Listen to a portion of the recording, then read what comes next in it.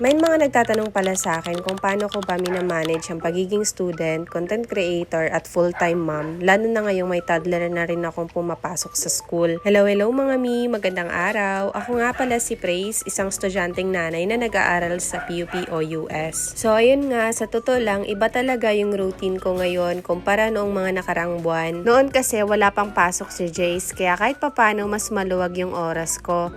Pero ngayong nag-aaral na siya at kasabay nito yung thesis season namin, mas naging challenging talaga. Isa sa pinakamalaking nakakatulong sa akin ngayon ay yung support system ko. Una, yung husband ko. Malaking tulong talaga na may partner kang handang umalalay kapag kailangan mo. Pangalawa, yung kapatid ko. Kapag may tumutulong sa pag-aalaga kay Jace o ibang gawain, siya yung nandyan at kahit papano nababawasan din yung iniisip ko at mas nakakapag-focus ako sa mga kailangan kong tapusin. Ngayon kasi, thesis na lang talaga yung natitira sa amin. Tapos, lahat ng subject namin nung nakaraan ay tapos na yung online class. So actually, 2 weeks ago na yun natapos. Tapos ang problema lang, medyo late lang talaga na-approve yung thesis namin. Kaya hanggang ngayon, ginagawa pa rin namin. Halos araw-araw din pala, may 2 oras kaming nilalaan na meeting bawat kagrupo.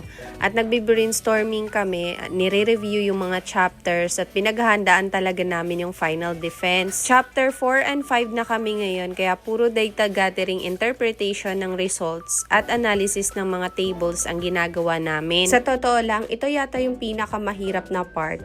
Hindi lang kasi dapat basta numbers ang tinitingnan namin.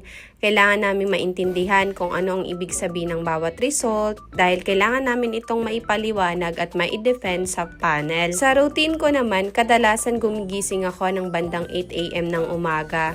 Inaasikaso ko muna si Jace, tapos kapag may free time, nagtitisis na ako. Ihahanda ko siya papasok sa school, susunduin ko rin siya pagkatapos. Tapos bandang 3 PM, doon na nagsisimula yung regular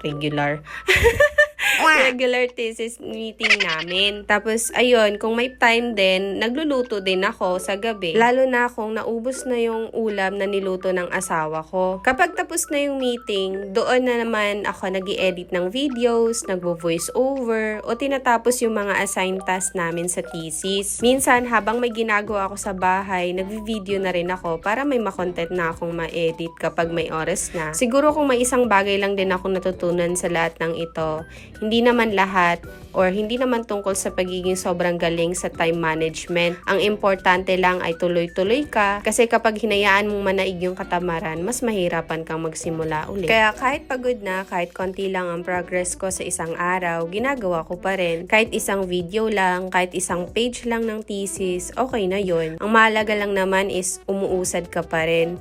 Hindi man mabilis, pero hindi ka tumitigil.